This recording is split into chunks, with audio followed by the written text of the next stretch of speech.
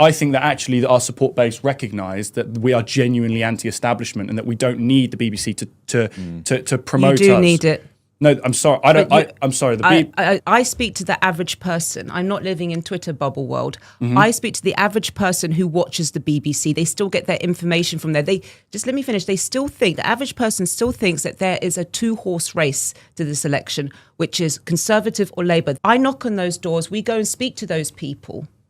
And they are watching BBC, they are watching ITV still. So you saying, well, we don't need BBC, we don't need ITV. Okay, that's very noble of you, but it is going to hinder your chances of getting out. Again, your national visibility is very low. National visibility is very, look at what happened to Ben Habib. He's got a lot of followers, he's got a high engagement rate. How many votes did he get in the recent by-election? Okay. So I'm just going to say that through everything you've said, all of it sounds on paper reasonable, and I understand your perspective. I've got very good friends who are 100% in your boat, and who are very against my position here and are coming at it from the angle of we've just got to win. I'm not against your position. It's unworkable.